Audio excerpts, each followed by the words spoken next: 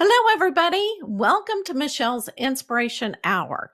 And I just hope that each episode brings you motivation, it brings you joy, and most of all, inspiration. Now, notice what you notice because what you notice is what you create. Create possibilities.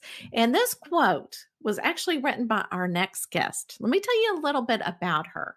Our next guest has a PhD, is a possibility coach, a transformational speaker, a founder of You to Shine, empowers coaches, entrepreneurs, and spiritual seekers to manifest miracles by uncovering and solving underlying hidden problems and patterns with innovative possibilities, reigniting passion, and expanding peace, purpose, and prosperity. All right, so let's get Victoria Rader on. How are you, my dear? Oh, I'm wonderful, Michelle. Thank you for this fantastic welcome. I already feel at home. Oh, well, awesome. And I am so glad that you feel like you're on, that you are at home. We want to celebrate you and the things that you have created. But I always want to start from the very beginning, of how people, because it always fascinates me, how people get inspired and how they get to where they are today. Mm. And again, I just love your energy, your enthusiasm, your positiveness. It's just what the world needs at this moment. But the first question that I really want to ask you is, I know that you grew up in Ukraine. Mhm. So, and you do talk about that in one of your bios that it was difficult to be free and finally get out and be who you wanted to be. So, let us know, what did you learn from those experiences? Michelle, in your intro, I kind of always tell everyone that I speak is guided by that spirit that guides me, that is in all of us. And it's just that some of us have learned to trust it and lean into it. And so, in your very introduction, you talked about motivation and you said it was not as important as inspiration. And it touched my heart so deeply. And I promise I'll answer the question you've Oh, asked in sure. that framework. Yeah. Because Zig Ziglar used to say that motivation is great, but it doesn't last. You have to do it every day. And you can motivate even an idiot, and then you have a motivated idiot. I love that. Right, right, right, And right. so, but inspiration is a gorgeous concept because when you look at two words, desperation and inspiration, they're measured by the presence and the connection of spirit in your life. Now, how you define spirit, whether you see it as the divine energy that is present through us all, whether you see it as universal light and love flow, the language is different. So maybe what I call spirit is something that you call differently, but let's just agree on the feeling of it, that when we're desperate, we feel empty, we feel unknown, we feel lost, and we feel our life has no purpose and meaning. And yet when we're inspired, all of those things are reversed. We have passion for life. We feel that we have a purpose, we have inner peace, and we have a drive.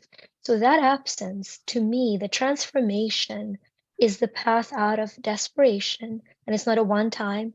I'm talking about daily moments of desperation to daily moments of inspiration.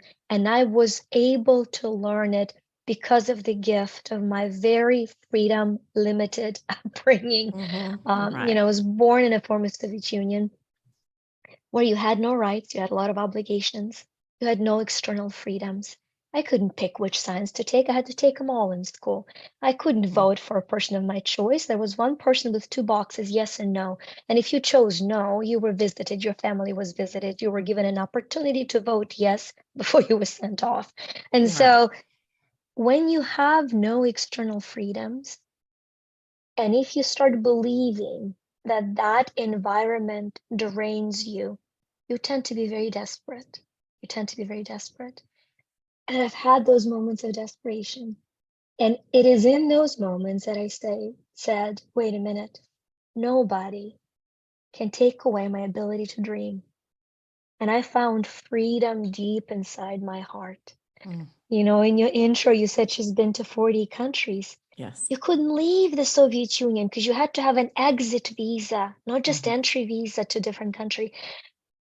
But I stood on the Great Wall of China in my mind and I felt the breeze 20 years before I stood on the actual Wall of China.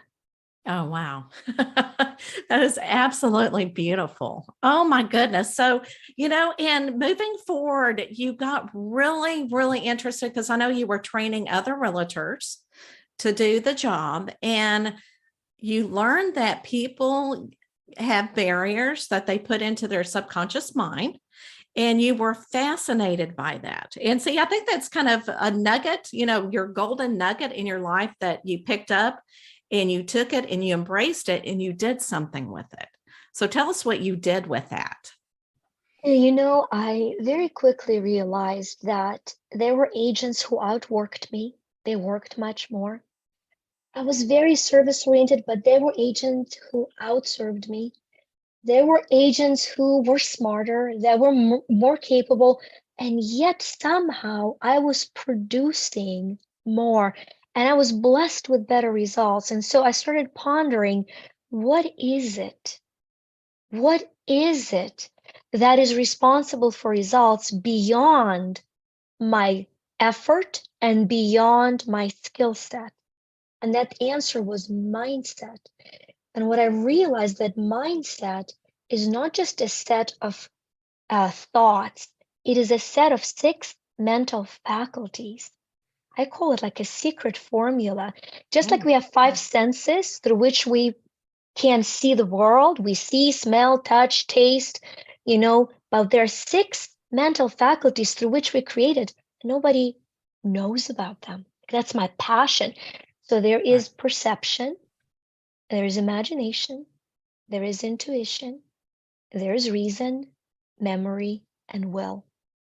When you look at all 6, you can find which one is out of balance, and then your mindset shifts. So it's much Mm, more than going from I'm broke to I'm prosperous. Deep inside, your voice is like you're lunatic. If you're yeah, broke and you're right. screaming in the mirror, I'm prosperous, your inner self says, no, no, my friend, you're just lunatic, And so that was the shift. That was the shift, Michelle. I started saying, I'm talking to this person and they're perceiving their world through a prism of desperation. So I need to help them with perception. Wait a minute, you have a roof over your head. You start feeling grateful for the one you have. It's Right. amazing how fast God gives you a better one. Oh, And then I, absolutely. right? Then I talked to Mhm, the next one and I could see they cannot imagine a life of possibility. It became very clear to me that our imagination is simply a reflection of our self image, and our mhm. self image is a reflection of our connection to self worth. So there's so much fake self image right now. People living in their ego, people creating false images because they're so disconnected from their true self worth. So understanding, deciphering those 6 mental faculties became a passion. And Right. then I said, how can I help people find out what they are, you know, tune to the best version of themselves so they can live their mission? That was the shift. Right. Oh, I absolutely love this. And whenever you were talking about somebody working and kind of have a false reality, what do you tell these people that wake up in the morning, feel like they have to go to work to make ends meet, and it's like a cycle that they have to continue to. It's almost like, I don't want to say that they're kind of in a zombie state, where you feel like you're doing the same thing over and over. What inspiration can you give to them? I would say 2 things. One is point of notice, which you notice. And Right. what do I mean by that? And second one is a practical advice. So the first one is when we look at our reality, we want to learn to love things as they are so that things that we love find us. What do I mean by that? A lot of us are numb to our reality and are not a pilot because it is painful to realize how our talents are being misused or how we're not appreciated. So we go from I'm not appreciated and I need a desperation to I'm gonna numb it and just show up. That's actually a survival technique. Right. And Right. so what I tell people in survival, I tell them, find one thing, just one thing that you really love in what you do and be excited about that one thing. Because what happens when you find something you love, love finds you and it starts breaking the pathway for you to improve what you do. There's no other way. As long Right. as you're quietly resenting, nothing changes. So that's Right. a practical advice. No matter how quote unquote hateful the circumstance that you numbed yourself to it, what is just one thing? Notice, program your brain. Today I'm going to notice the one thing I really love. You're just going to start looking for it. As you look for it, your reticular activating system, the Mhm. nervous ball, at the bottom of your head that filters the information. It gathers 2 billion bits of information and filters it only to 2,000 that we receive. It's phenomenal. But it Wow. will filter only on what we're looking. So when you wake up tomorrow and you're saying, you know what, this lady sounded too good to be true. I don't know that I believe anything she said. She probably hasn't seen life. I have, but Mm. you would need to know me to trust me. But I just want you to ask, what is the one thing I can remember that I love? And you look for that thing, and you Mm. will start noticing that it shows up in your life more and more and more. Then you go like, I mean, is this stuff for real? And we want you to ask that. I'm not asking for blind faith. I want you to say, is it really possible? Because the second you say, is it really possible? You open the possibility a little bit. And then I'd say, wait a minute, is it actually possible for me? You add that for me. And that's the beginning of shifting your reality. And the second one, real quick, is the law of the Yeah. in Prosper Me book. The law of growth is what I've mentioned earlier as a formula. Your mindset multiplied by your skill set multiplied by your efforts equals your result. So if your result is repetitive and it's a zero, it's because you're not growing in any one of those areas. So you Mm. can approach Gotcha. it practically. What's the one thing I love? Or you can say, which one of the three can I improve today? Do I shift my mindset? Do I improve my skill set? Or can I channel my effort differently? And I think it's important to also emphasize that it takes time. A lot of people think I'm going to get her book and I'm going to go ahead and make changes in my life, but it takes time. And I think, whenever you're changing pathways in your behavior and in your mind, it does take a lot of time. And I Mm, know a lot of people are going, well, how can I get all this information? Let's talk about your book. mm, Okay, I am real excited to talk about that. And it's called Prosper Me. And you also have a journal that goes with it that's Manifest Me Journal.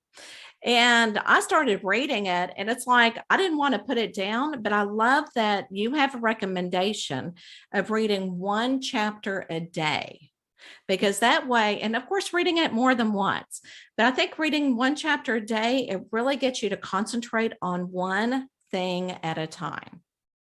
mm. So tell us a little bit about your book. Yeah, the structure is created in a way that every chapter has an introduction to universal law. I call them universal because they can be applied to all areas of your life Mhm. to improve it. But I then choose to apply it to finances because I believe our relationship with money, when it's healed, opens a lot of other wounds that can be healed. You know, money is energy, nothing more, nothing else.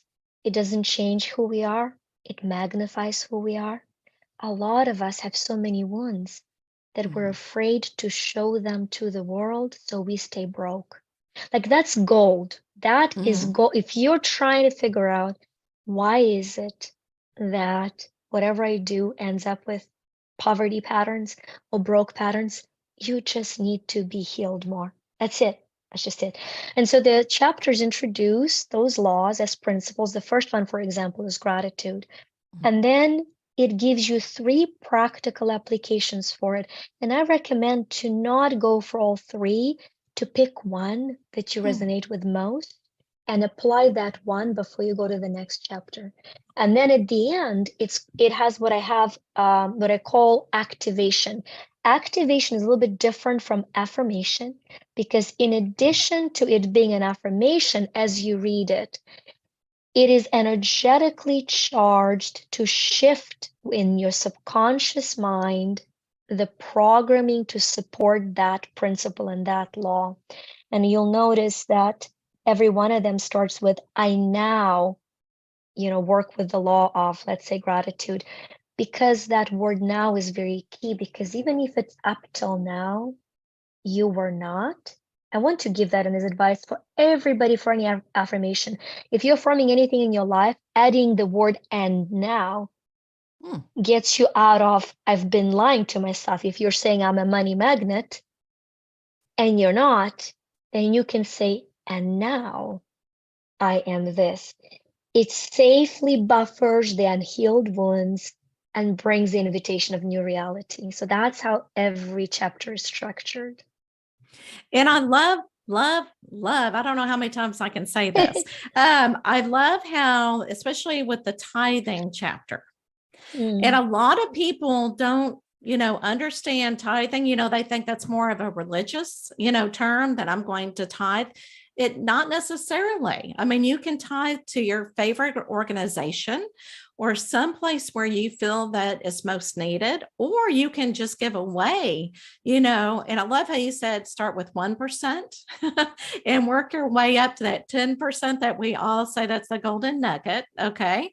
So I just absolutely love how because you don't think about that as being, I can become rich from that, because you're thinking, what, I'm giving my money away.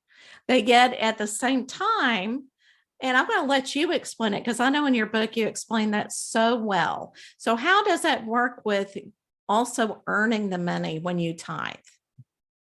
Yeah, I look at tithing as the wisest investment you can make. Because a lot of us, without pondering on it, the law of tithing goes with the law of the harvest and the law of Mhm. receiving. There's so many laws, the law of cause and effect. But a lot of us say, you reap what you sow. But we are not mindful of what it is that we're sowing. What we think we're sowing and what we actually are sowing Mhm. very often have very different realities for all of us, right? Present company included here. Talking of Right. myself first and foremost. But when things happen in my life, I will actually observe the situation and I will say, what am I sowing right now that is bringing this harvest? It's a very vulnerable question. Mhm. Like I will tell you very vulnerably, the most recent event that's been happening in my life that I've observed, and I said, okay, it's in your life. It's front and center. What are you sowing? And you know what came up through pondering and prayer? You're sowing need to control. You Mhm. are insisting on trying to control the situation. So as a result, you're reaping more lack of control. Wow. Mhm. How? So I stepped back and I said, oh, okay, wait a minute. There is a God and I'm not it, not Yeah. him. What? Right. Oh, okay, okay. I got it once again. But just letting Yeah. go of control very vulnerably opened amazing shifts for everybody involved. So with tithing, you have an opportunity to sow money so that you can reap money. It's a huge concept. When you're giving money away, to give, you have to open your hands, energetically speaking. Mhm. When your hands are open, they're also open to receive. The fastest, the most empowering way to do that is through also honoring your mental faculty of intuition. You just put your hand on your heart, the second one, your solar plexus or back on your hand, you close your eyes and you say, okay, okay, who am I to give to today? You just pause. The name will come into your mind immediately. And then you ask, in what way can I give or serve? And you can start developing the capacity to pour abundantly into the life of others so that you can receive abundantly. Oh, very well said. Oh my goodness. I think carry this conversation on for another week. So what is there something that we did not talk about that you want to make sure that we get it in? Um what is yeah, okay. So you're shaking your Yeah, head. Yes. Okay. what I'd love to offer is that, Yes. as I've mentioned earlier, I do follow, I call it the prompting, the guidance of the spirit. And about 6 months ago, I've been guided to create a free program that Oh, is a okay. 2-hour masterclass. So many times people have asked me about the mindset and about the mental faculties. So I've created a 2-hour, and when I say it is free, it is free. There's not even a Mhm. sale in it. There's an opportunity that pops up halfway through, not in the master class, but below it. Like you can watch it uninterrupted. And so what that program does, it goes through healing exercises. It goes through visualizations, through mini meditations, and it gives you a blueprint for manifesting miracles. I'm passionate about it. I'm compassionate about it. And it's you I, can tell. Yes. yeah, and so if you go to manifestmiracles.me, if you go to that site, you will receive that program. And I truly believe this is probably one of the greatest offerings I'm capable of offering at Mhm. this time. And it brings me great joy to do so. Oh, well, thank you. And that's one of those things that, you're showing the world your passion, and it is very apparent, just the way that you talk about it. And I'll also put that in the description, the website that they can go to sign up for it. Now, is it offered at a certain time or is it a video? It's a video. Okay. Once you sign up, you have 48 hours to watch it. If you are not capable of watching it, you can just email and say, hey, I've missed my window. We'll keep it there longer for you. This is not, this, it's not a way to manipulate anybody with time. It's a way to inspire people to watch it in timely manner because time is of the essence. Oh, absolutely. I understand that completely. I don't know where time goes. It goes by so quickly. So, well, thank you so much for sharing everything that you did. And you just say it so not only with expertise, but also with the love and the passion that you have. So that is wonderful. Are you ready for the last question? I am. I'm excited to know what it is. Let's do it. I know. It's like one of those things, the anticipation of it all. All right, let me get it up and let me. Oh, are you still there? I am. I am. I'm watching it. It's Okay. cool. Oh, good. Okay. I think I got, okay, because I'm not seeing it for some reason, but I'm going to go ahead and spin it as long as you see it. Mm-hmm. Let's do it. Yep. It's so cool. Okay. All right. I couldn't quite see. Was it favorite book? What I'm was it? sorry. Yes, it was your favorite book. And now it can't be the book that you have written. But what? Because some people might say, well, that is my favorite. Yes, I understand. But fine, think of one of your favorite books that, when you read, you want to reread it. There's a book I reread over and over and over again. A book I get emotional about. It's called The Greatest Salesman in the World by Og Oh. Mandino. Mm-hmm. Og Mandino found himself at crossroads in his life, being an alcoholic, a suicidal alcoholic, lost his wife, his family, and came to a store to commit suicide. It's not in the book, it's about the author. Didn't Right. have money to buy a gun. And as he Mm. stood there, he said, I'm so broke, I can't even exit this world. And he remembered his mother's words, you were born to write. And he decided to seek and to write. In his book, The Greatest Salesman in the World, is the book that teaches, I believe, the most important principles for humanity to remember who we are. It Oh, is yeah. done in a gorgeous parable, Mhm. and it is a book that is structured in a way that invites you to transform. So, without further ado, my favorite book, I probably have gifted more copies of that book than of any one of my 9 books. Right. Well, oh my goodness, that just kind of tells you what kind of person you really are. It's interesting that everybody's favorite books are usually goes along with their passion. You know what I'm saying? So that's Sure. good. So, and that will help others also follow in your pathway. All right. Well, I'll put all your information in the bio so that they can find that free video. And again, I want to thank everybody for coming on and watching us. And if you're listening to it, I appreciate you so much. And I know that you found some type of inspiration in the video. And I want you to, again, with Victoria's words, find that passion, find that love, the giving, and just, take it one day at a time. Thank you so much. Thank And you. thank you, my dear. Oh my